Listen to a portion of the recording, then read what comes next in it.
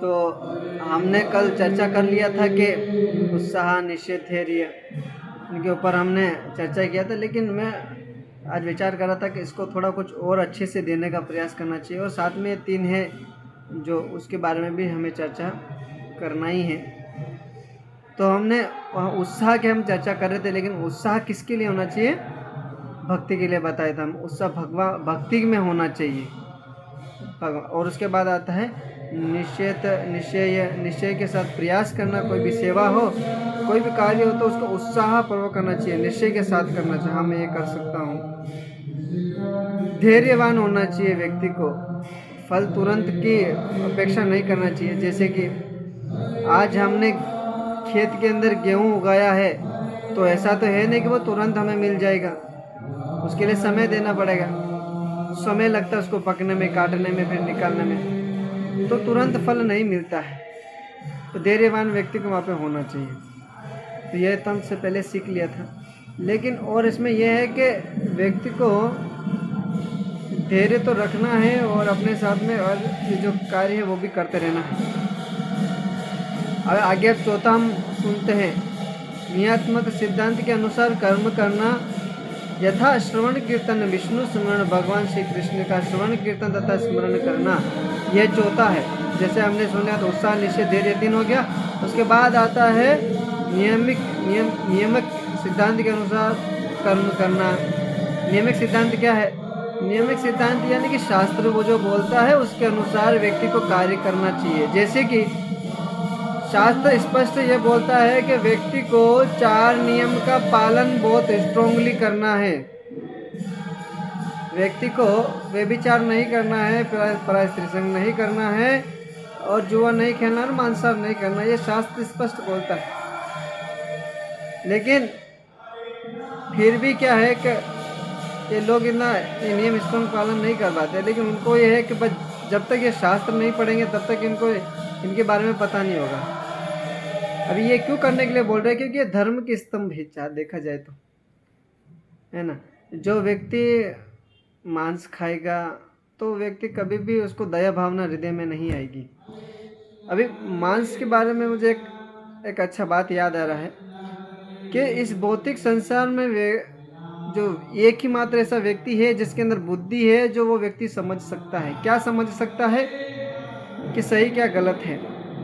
जैसे इस भौतिक संसार में व्यक्ति, जो मनुष्य, जानवर, सभी को भगवान ने बनाया है, तो जानवर किसी भी जीव का हत्या करता है या मारता है तो उस जानवर को कभी पाप नहीं लगता है। जो जानवर किसी भी जीव को हत्या करता है, जैसे कि हिरण वगैरह, शेर होता है, हिरण का भी शिकार करता है, कभी बंदर का भी कर लेता है, कभी अन्य प्रकार के जो जानवर हैं उन सभी का शिकार करते हैं, लेकिन उसमें उसको पाप नहीं लगता है। लेकिन हाय, ये कलयुग चल रहा है, हे भगवान, इस कलयुग में तो मनुष्य को एकमात्र समझने की क्षमता है, बुद्धि है, लेकिन फिर भी ये मनुष्य क्या कर रहा है कि जो वस्तु नहीं खाने की उसे भी खा रहा है। जबकि जब उसको पता है मांस खाना शास्त्र में वर्जित बताया गया है, मतलब नहीं खाना है, मना कर रहा है शास्त्र, लेकिन फिर भी वो व्यक्ति मांस खाने में इतना लुप्त हो जाता है कि वो ये विचार नहीं करता है कि ये जो हम जिसको मार के खा रहे हैं या बकरा खा रहे हैं, बकरी, जो भी है, जो भी खाते, बकरा बकरी जो भी भगवान जाने, तो ये भी तो किसी का पुत्र रहा होगा, ये भी किसी का रहा होगा, पुत्र, माता, कुछ पिता, कुछ तो रहा होगा। तो अगर हम इसको मार के खा रहे हैं सिर्फ अपने जीवा के टेस्ट के लिए, क्या करने के लिए? सिर्फ थोड़ा सा टेस्ट करने के लिए। क्या आपको जीवा को टेस्ट करने के लिए आप किसी को भी मार सकेंगे? ऐसे निर्दय कैसे हो सकते आप? तो ये अधिकार आपको दिया किसने है? पहली बात तो ये बताता है शास्त्र। इसीलिए ये बोल रहे हैं कि ये प्रकृति का जो नियम होता है, आप उस नियम को तोड़ रहे हैं, और तोड़ रहे हैं तो इसी वजह से आपको सज़ा मिलती है। तो सज़ा भी किस प्रकार से व्यक्ति को, मतलब देखिए भौतिक संसार के अभी जो हम जिस जगह रह रहे हैं, भारत में या अन्य कई जगह है, भारत के बाहर विदेश में कहीं भी देख सकते हैं कि हम यहाँ पे रह रहे हैं। तो देखिए अभी सरकार भी ऐसे कार्य के लिए लोगों को प्रेरित कर रही है कि क्या कर रही है? मांस खाना चाहिए, मांस खाने से शरीर अच्छा होता है। और क्या बोल रहे हैं कि अलग अलग जगह कसाई खाने खोले जा रहे हैं, और कसाई खाने खोले जा रहे हैं तो ये अधर्म की स्थापना हो रही है। तो धर्म की स्थापना हो रही है तो भगवान फिर ऐसे व्यक्ति को दंड भी देते हैं। भगवान अपनी माया शक्ति को बोलते हैं कि ये लोग जो सुधर नहीं रहे मनुष्य, इनके अंदर बुद्धि है सोचने समझने की, ये फिर भी ये शास्त्रों के नियम, पृथ्वी के जो नियम बना रखे हैं उस नियम का उल्लंघन करता है तो उसको दंड देना चाहिए। अच्छा, ये इस भौतिक संसार की इसका मालिक कौन है, ये कैसे चलता है, ये है इसको चलाने वाली एक माता जी है जिसका नाम है दुर्गा देवी। अभी दुर्गा देवी क्यों है कि दुर्गा देवी भगवान की एक शक्ति है। जैसे दुर्गा, ये एक नाम, इस नाम का अर्थ समझ लीजिए आप। दुर्गा यानी कि आप ये भी आप लोग सब जानते हैं कि दुर्गा का अर्थ है कि ये भी दुर्ग यानी किला को भी कहा जाता है, किला। अब मैं भी जब चित्तौड़ गया था तब मैंने देखा था कि चित्तौड़ का दुर्ग लिखा होता है, यानी कि दुर्ग यानी किला होता है। तो ये जो दुर्ग है, ये भौतिक संसार जो पृथ्वी लोग है इसका दुर्ग है। ये इस दुर्ग के अंदर हम सब भटक रहे हैं, हम सब अंदर दुर्ग के अंदर हैं। और जो दुर्ग का जो गेट होता है, जो गेट के द्वार पे कौन खड़ी है, माता दुर्गा। और माता दुर्गा खड़ी तो उनके हाथ में क्या रहता है, त्रिशूल रहता है, 3 वाला। देखा ना हमने त्रिशूल, देखा ना शिव जी के जैसा त्रिशूल, 3 तिक्के होते हैं। तो ये इसलिए होते हैं कि यदि कोई व्यक्ति इन सभी नियमों का उल्लंघन करता है तो उस व्यक्ति को दंड मिलता है। अभी दंड क्या मिलता है, जैसे कि कभी अकाल पड़ जाना, कभी बारिश हो जाना, कभी धरती के मतलब कंपन हो जाते, भूकंप आ जाना इत्यादि वगैरह। ये कैसे आते हैं, ये ऐसे तो आते हैं जब अधर्म की स्थापना होने लगती है। तो ये सभी देवी देवता लोग ऐसे कष्ट देते हैं जो लोग इन शास्त्र के नियमों का पालन नहीं करते। इसलिए बोलते हैं नियम को पालन करना बहुत ज़्यादा ज़रूरी है। पहले के ज़माने में हर लोग ये सब नियमों का पालन करते थे, सब लोग अपने कर्म करते थे और कर्म के अनुसार जीते थे। प्रत्येक व्यक्ति का अपना कर्म होता था, है ना। जैसे कि राजा होता था युद्ध करता था, जो वैश्य होता था वो व्यापार करता था, बिजनेस करता था, और जो ब्राह्मण होते थे अपने विधि विधानों को पालन करता, और जो शूद्र होता है सभी का पालन पोषण करता। लेकिन अभी की तो सभी के सभी शूद्र हो चुके हैं, तो यह नियम तो पालन होने वाले हैं नहीं। और नियम पालन होने और बताने वाला तो ब्राह्मण है ही नहीं, ब्राह्मण की बात तो कोई मानेगा नहीं। आजकल तो ब्राह्मण अगर सही बात बताने जाए, अभी देखिए जैसे कि हम समाज को अधिकतर देखा जाए तो ज्ञान बांट रहे हैं, है ना, और सभी लोगों को कृष्ण भावना भावित होने के लिए बोलते हैं कि आप सभी लोग भक्ति करिए, ये सब छोड़िए। तो बोले ओहो बड़े बाबा जी बने जा रहे हो भाई साहब, हाँ कृष्ण भक्त बनोगे, हम जानते हैं आप कैसे हैं, आपका लक्षण, आपकी हरकत सब जाना मत था, कैसा था क्या। ओहो मारा हाथ में लील दिए, मारा फेरवा लग गया और टकलो भी खड़ी ना क्यों, तलक भी नगे ना क्यों, वाह। तो ये कृष्ण भक्ति है। ये व्यक्ति को जब इसे ज्ञान देता है दूसरे को, तो व्यक्ति क्या करता है, ये एक तरह से देखा जाए समाज का कल्याण ही कर रहा है। कृष्ण भक्ति सभी को नियमों को बता रहा है लेकिन कोई बांधता नहीं। लेकिन भक्तों को हमेशा ये सब कार्य में लगे रहना चाहिए, प्रचार करते रहना चाहिए।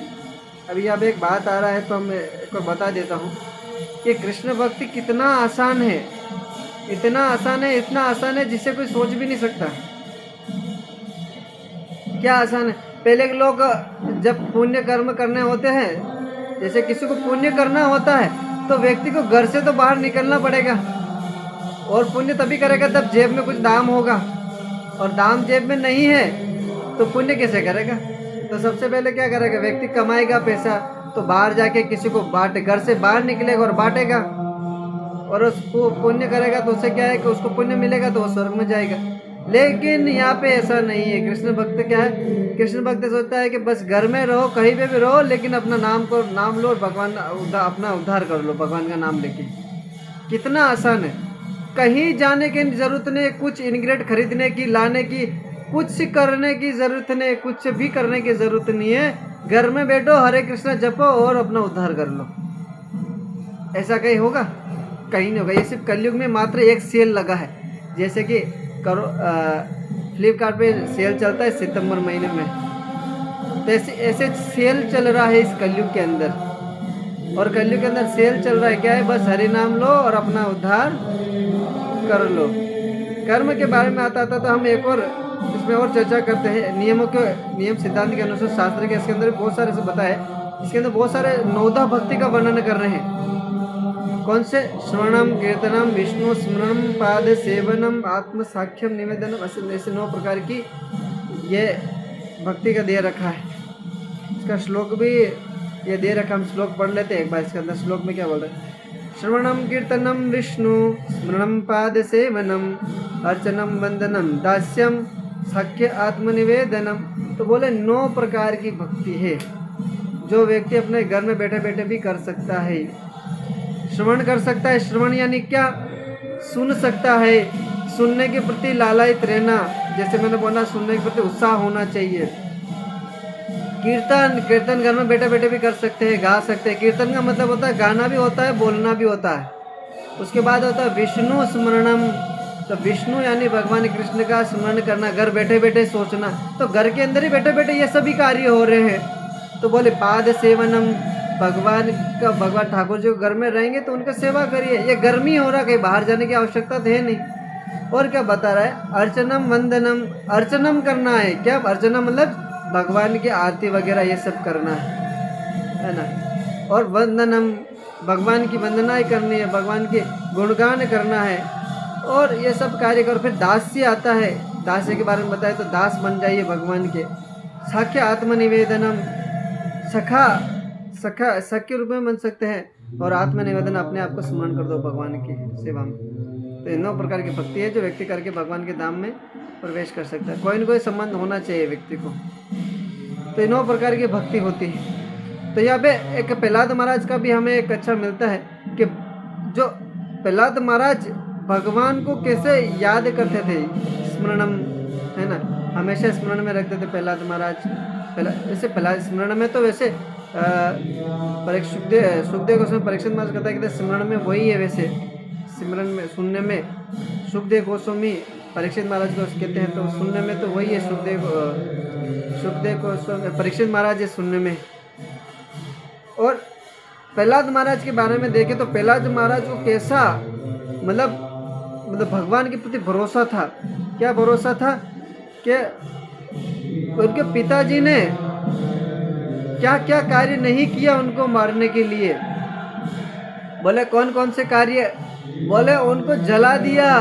होली दहन, मतलब आज होली मनाई जाता, अभी होली आ रहा है। तो ये उनको अपनी बहन के साथ, होलिका की बहन के साथ उनको बिठा के उनको जलाने का प्रयास किया गया। क्या हमारे घर वाले ऐसा प्रयास कर रहे हैं? हमें भक्ति करने के लिए रोक रहे हैं? हमें ऐसा जलाने के लिए कार्य कर रहे हैं क्या? भक्ति कर रहे हैं तो नहीं कर रहे हैं ना। तो हमें तो और प्रहलाद महाराज कर रहे हैं, उनसे अच्छा करने का प्रयास करना चाहिए, है ना। और क्या बता रहे? उनको और क्या किया गया? उनको पहाड़ों से फेंका गया। हमारे घर वाले तो हमें पहाड़ों से तो नहीं फेंकेंगे, हो सके तो 1-2 लात मार दे, लेकिन पहाड़ से तो नहीं फेंकेंगे, घर से बाहर निकाल देंगे। लेकिन ऐसा तो नहीं होने वाला है, घर से नहीं निकालते ऐसे बाहर। और क्या किया? उनको सीटी, कुकर में डाल के सीटी बजाया गया, मतलब उबाला गया पानी के अंदर। हमें तो ऐसा कार्य कर नहीं रहे ना कि हम भक्ति करें तो हमारे घर वाले हमें क्या कर रहे हैं? कुछ मार ऐसे प्रताड़ित कर रहे हैं, हम भक्ति करने के लिए रोक। हाँ बोलते हैं, लेकिन ये नहीं है कि बस आपको भक्ति को छुड़वा ही देंगे। तो प्रहलाद महाराज को तो ये सारे कष्ट हुए थे, ऐसे कष्ट तो हमें हो नहीं रहे, तो क्यों हम भगवान का नाम लेने में पीछे हट रहे हैं? क्यों भगवान का नाम नहीं लेना? इसके पीछे आपने कभी सोचा? इसके बारे में कभी विचार किया? इसका एक ही कारण है कि हम भगवान की भक्ति में इतना और अग्रसर नहीं हो पा रहे हैं, हम भगवान की भक्ति और आगे नहीं बढ़ पा रहे हैं। इसका क्या कारण है? इसका एक ही कारण है, ये है जो मोबाइल है, ये जो आपके हाथ में है, आपके पास सामने रखा है, यही मोबाइल है जो आप भगवान की भक्ति नहीं करने देते।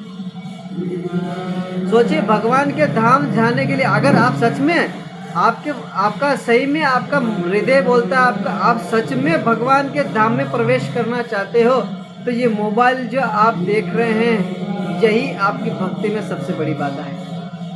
आप ही सबसे पहले विचार करिए कि अभी हम कथा सुन रहे हैं 8 घंटा, मतलब ये आधा घंटा ही सुनते हैं हम, तो कथा इस लेक्चर कथा सुनते हैं, लेकिन उस आधे घंटे के अलावा पूरे 24 घंटे में से हम कितना उस मोबाइल को कृष्ण भक्ति में लगाया या कृष्ण की सेवा में लगाया, ये आप ही जानते हैं। तो आप ही देखिए कि आप भगवान के धाम में जाने के लिए आपके लिए मोबाइल बाध्य है या नहीं है। अब भक्ति करें तो उसके आपके लिए मोबाइल बाध्य है कि नहीं है, तो ये आप ही के ऊपर निर्णय छोड़ा है मैंने। हम 16 माला करते हैं, 16 माला करने में ज़्यादा समय नहीं लगता, 1.5 से 2 घंटा लगता है। उस 2.5 घंटे के अलावा ये मोबाइल कितना हमारे हाथ में आता है और कितनी बार चलाते, तो बोल देंगे प्रभु जी मोबाइल के बिना तो काम होगा नहीं, किसी का भी ज़रूरी कॉल आ जाता है, ये मोबाइल के बिना तो हम रह नहीं सकते। अरे ये तो मोबाइल तो अभी आए हैं, आपके दादा को देखना, कभी मोबाइल चलाया है क्या उन्होंने, कभी यूज़ किया है? वो तो मोबाइल के बिना रह रहे थे, तो हम क्यों नहीं रह सकते? भक्ति में ये मोबाइल ही सबसे बड़ा बाध्य है। भगवान के धाम जाने के लिए ये हमें रोक रहा है। हमारा भगवान ने हाथ पकड़ रखा है, भगवान हमें खींच रहे हैं, लेकिन मोबाइल को हमने पकड़ रखा है, हम मोबाइल को छोड़ नहीं रहे, और छोड़ नहीं रहे तो भगवान के धाम में प्रवेश नहीं कर पाएंगे। तो सिंपल सा यहाँ पे यही कह रहे हैं कि आपको देखना पड़ेगा आपको क्या करना है ना। उसके बाद आता है संग त्यागो सतव्रते। संग त्यागो मतलब किसके लिए बोल रहे हैं? संग त्याग सतव्रते मतलब ये इसमें षड्वीर मतलब प्रसिद्धि थी भक्ति की। भक्ति में आगे बढ़ना है तो यहाँ पे बोल रहे हैं कि ऐसे व्यक्ति को संग करना चाहिए जो कि कृष्ण भक्त हो। ऐसा नहीं कि हम हेरे गेरे व्यक्ति का संग कर रहे हैं। जैसे कि अभी देखा जाए तो हम तो संग कर नहीं सकते घर में बैठे बैठे, तो संग किसका करना चाहिए? तो बोले मोबाइल के बैठे बैठे संग कर रहे। तो उस मोबाइल में भी तो बहुत सारे अपने भक्त आते हैं, महाराज आते हैं, गुरुजन आते हैं, आचार्यगण आते हैं, उन सभी की वाणी सुन के उनका संग कर सकते हैं। लेकिन हम वो तो करेंगे नहीं, हम तो कोई और ही गाने सुनेंगे, तो संग तो उनका हो रहा है। तो ऐसे संग करोगे तो आप ही की भक्ति नष्ट होगी। इसीलिए यहाँ पे बताया चाहिए भगवान के शुद्ध भक्तों का संग करना चाहिए।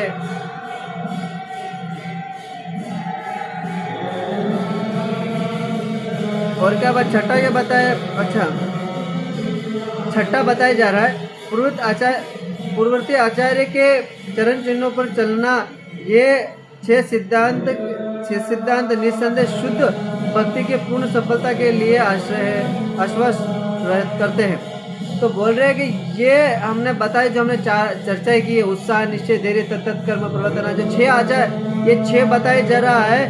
बोले इन आचार्य ने भी आचार्यों ने अपने गुरुजन आचार्य के चरण चिन्हों पर चलकर उन लोगों ने भगवान की प्राप्ति कर ली। यदि हम भी उन्हीं गुरुजनों के पद चिन्हों में चलेंगे तो हम भी भगवान के चरण कमलों का आश्रय प्राप्त कर पाएंगे। यदि हम गुरुजनों के आश्रय के चरण चिन्हों पर नहीं चलेंगे तो क्या होगा? कि हम भी भटक जाएंगे। इसलिए गुरुजनों के चरण चिन्हों पर चलना ये हर एक भक्तों को चाहिए। जो व्यक्ति सोचता है कि मैं तो अपने किसी गुरुजन आचार्यगण इन सब का नहीं सुनो, मैं तो अपने मन गणत जो मेरा मन करेगा उसी का सुनूंगा। जो व्यक्ति ऐसे व्यक्ति को सुनता है जो प्रमाणिक नहीं है, और प्रमाणिक नहीं है तो किसी का भी सुनता है, तो व्यक्ति को तो षड्भीर भक्ति विनश्यति हो जाती है। तो ये 6 प्रकार की जो भक्ति जो प्रतिकूल है वो सब नष्ट हो जाती है। जो अनुकूल है वो तो हम छोड़ देते, जो प्रतिकूल है उसके ऊपर अपना लेते हैं। जैसे कि अभी हम क्या करते हैं कि कोई भी गलत वस्तु हमें बहुत आकर्षित करती है, लेकिन सही वस्तु हमें आकर्षित नहीं कर पाती है, हम उसके ऊपर आकर्षित नहीं हो पाते। जैसे कि ग्रुप के अंदर अभी देखा जाए तो 30 लोग आते हैं, 30 लोग इस भक्ति वृक्ष ग्रुप में हमने ऐड कर रखा है, लेकिन उसमें से आते कितने? मुश्किल से 6 या 7 जने, बाकी लोग नहीं आ पाते, इसका लाभ नहीं उठा पाते। तो उनका दुर्भाग्य है, ये नहीं उठा पा रहे। तो ये सब है कि उन सभी को जो भी है, जो नहीं सुन पा रहे हैं, नहीं आ पा रहे क्लास, तो उसको दिक्कत नहीं, लेकिन हमें कम से कम गुरुजनों उन सभी के बच्चों पर चलना ये बहुत ही ज़्यादा ज़रूरी है। जो लोग इसी पे सुनेंगे, मैं पक्का लिख के देता हूँ, अपने सभी आचार्यगण लिख के देते हैं, यदि कोई व्यक्ति गुरुजन के आचार्य पद चिन्हों पर चलेगा, वो व्यक्ति निश्चय ही भगवान के धाम में जाएगा। अन्यथा जो लोग अपने मन गणंत से कार्य करेंगे, वो कभी भगवान के धाम में प्रवेश नहीं कर पाएंगे। हरे कृष्णा। किसी कोई भक्त का प्रश्न है तो कह सकते हैं।